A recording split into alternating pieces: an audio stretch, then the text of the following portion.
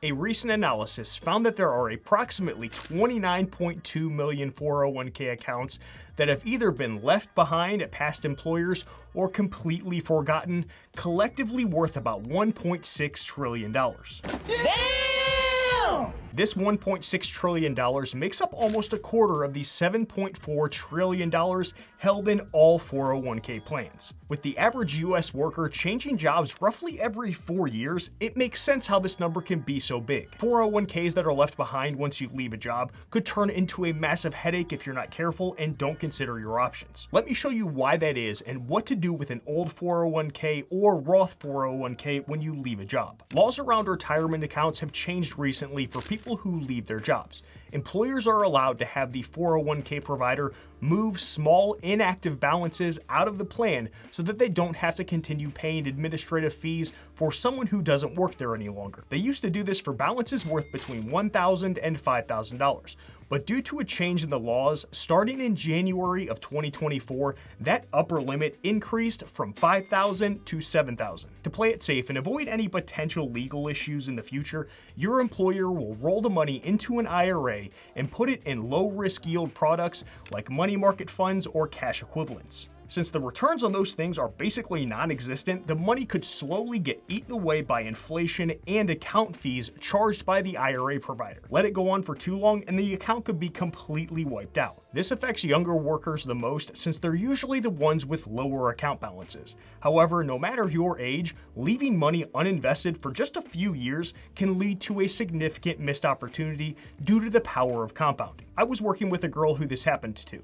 She had $4,000 in a 401k, left her employer, forgot about it, and they moved the money into an IRA uninvested where it sat for 3 years until she decided to invest the money. She wanted to know how much this mistake cost her, so we went back and did the math.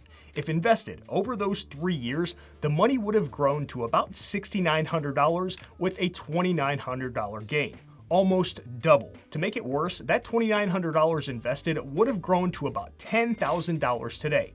Adding insult to injury, over the next 20 years at a 7% average annual return, that money would have grown to a little over $40,000. Friendly reminder that choosing not to act or make a decision is still a decision in and of itself, even though it might not feel like it in the moment.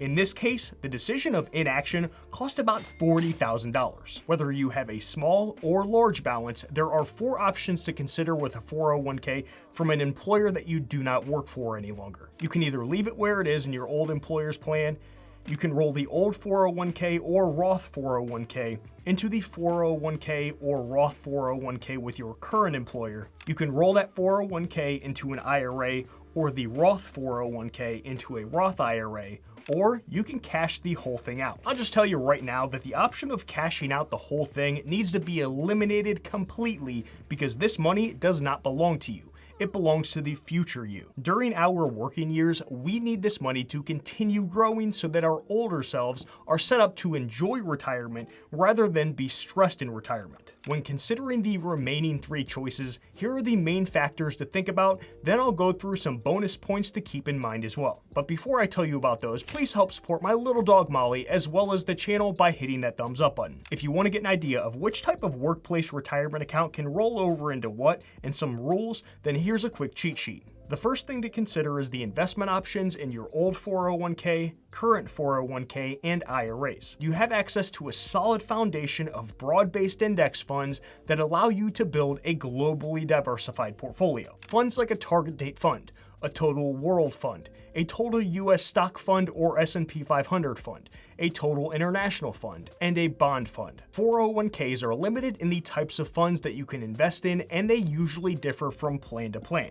I've seen plans with only great options, plans with a few great options, and plans with all terrible options. If you're not happy with the investment options in your current 401k, but are with the ones in your previous employer, then it might not make sense to roll that money into your current 401k plan. For example, during my working years, I am a 2-fund portfolio investor across all of my investment accounts, which makes my decision pretty darn simple and straightforward. I either need some sort of US stock fund and an international stock fund. I can find these 2 funds in pretty much any 401k offered, But some of you want to invest in more than that, and those additional funds are not in your 401k, which is why you'd want to consider rolling that money into an IRA or Roth IRA. Your investment options are pretty much endless within these types of accounts because you have access to more index funds, ETFs, and individual stocks. One thing to keep in mind when rolling a 401k into an IRA is the potential taxes.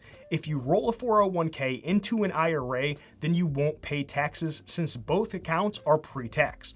But if you try to roll a 401k into a Roth IRA, then you'll pay taxes since you're moving money from a pre-tax account into a post-tax account. This could make sense if you're in a low tax bracket and depending on the amount in your 401k, but you'll have to do the math on your own or talk to an accountant to figure out if this makes sense for your situation. After considering your investment options, the second thing to look at are the total fees associated with your 401k account. The two types that you need to pay attention to are the administration fees for the 401k provider to manage the platform and what you pay for investing in each individual fund. The administrative fees cover all things that are not directly related to the actual funds and vary depending on the provider, the size of the plan, and the number of participants. They're usually a flat rate like say $5 per quarter or a couple of dollars per month.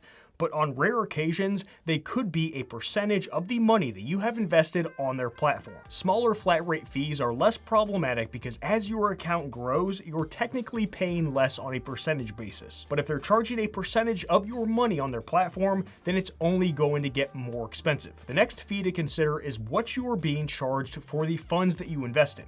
As with any percentage-based fee, the higher it is, the more it's going to absolutely destroy your financial future. My personal rule is that if a fund within my 401k is charging more than 0.10%, then it is a ripoff and not worth it. To be honest, I technically think that 0.10% is still too high, but that is my upper limit on what I would personally be willing to pay. If the fees charged in an old 401k are less than those in your current 401k, it might make sense to leave it where it is. If the fees charged are more, then you might want to consider rolling it into your current 401k. If they're all really high, then you can't get rid of your current 401k because then you wouldn't have anywhere to continue contributing, but you could roll over your old 401ks into an IRA where you have access to great low-cost index funds and ETFs. Once you review your investment options and the total fees, the next thing to think about is how important flexibility is to you. Oh, my back! 401k providers are more restrictive in a few different areas. As we talked about before, you only have access to the limited funds that they offer, which might not be ideal based on the portfolio that you want to build. Some 401ks also force you to jump through a lot more hoops when you want to do certain things like switch investments or rebalancing. IRAs aren't as restrictive, which can be a lot more appealing to investors. You can buy, you can sell, you can switch investments around, you can rebalance, you can do pretty much anything very quickly. But with that less flexibility in a 401k, you gain access to things like hardship withdrawals and 401k loans if you need it. That sort of thing doesn't exist within an IRA, so you lose out on those features by rolling your 401k money into an IRA. I don't promote taking money out of your 401k for any reason, and most of you probably don't plan on it either, but some people like to know that they have those safety net options available if they run into really bad, unforeseen financial situations. Before I give you a few more bonus thoughts, the fourth thing to consider is how important simplicity is to you. Throughout your long career of switching jobs to work on increasing your income, it can be easy to accumulate multiple 401ks with ex-employers without even realizing it. Next thing you know, you become someone who accumulates old 401ks like my ex-girlfriend accumulates shoes that she never wore. Having to manage them, check in on them every year, and worry about them can get tough and extremely annoying. Consolidating all of your old 401ks into one 401k and one IRA can be way less stressful in general. I'll admit that I personally have too many old 401ks and IRAs all over the place. But the only reason is because I have this YouTube channel, so I want to stay up to date on what different platforms and 401k providers are doing and charging. If I didn't have this YouTube channel, then I would have moved everything into my current employer's 401k and my M1 Finance IRA. I'll have a link in the description if you want to check out M1 Finance. Before I get into these bonus tips, I also need to mention that you want to decide what to do with your old 401k after considering all of these factors together depending on what is most important to you. Don't just look at one and make a decision. Make sure that you take into account the ins and outs of every single one so you understand.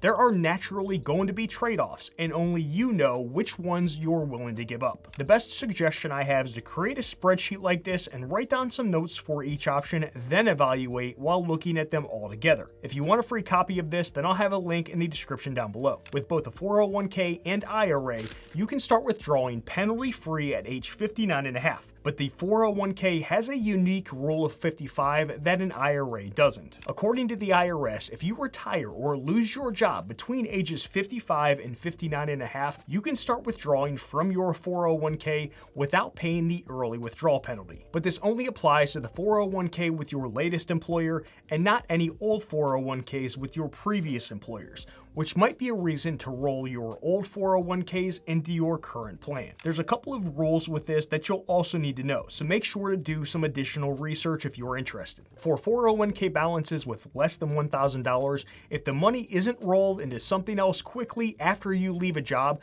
your ex-employer can cash out the account and send you a check. So when you get a check in the mail from your 401k provider, don't assume it's free money. It triggers income taxes and a 10% penalty. This happened to someone else that I know.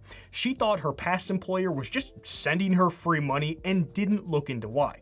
By the time she told me about this, it was a couple of years later, so there was nothing that I could do to help her. She paid taxes on that money and a 10% penalty and didn't even realize it. I promise that no matter how many vision boards you make depicting free money coming into your life, that is not how the real world works. There's always a catch. If you do end up keeping multiple 401ks from previous employers, make sure to review the plan's details at least once per year. Rules, fees, and funds change, which could make the plan less attractive as time goes on. While they will send you some sort of communication when this happens, if you're not employed there any longer and miss it, then you're opting into something that you may not approve of. This happened to me recently. A 401k that I have with an old employer just changed a few things with their fund options and fees. So I'm rolling that money into my current 401k since it's more appealing now. If you plan on doing a backdoor Roth at some point in the future, then be careful before rolling a 401k into an IRA without taking this into consideration.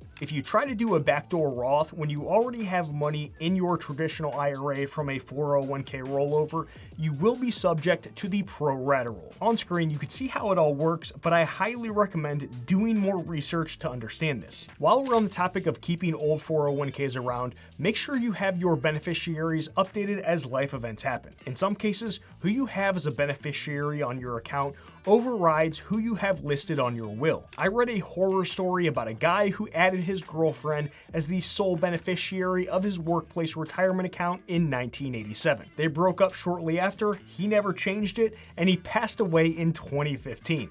The account was worth $750,000 when he died and had grown to $1.15 million by 2020. At this point, the money is legally hers, but his brothers have been fighting in federal court to get the money back, and it's not looking good for them. If you want to know my top 5 investing strategies to use within a 401k or Roth IRA, then watch this video to your left next. Help support my little dog Molly and this channel by hitting that thumbs up button before you go. Done.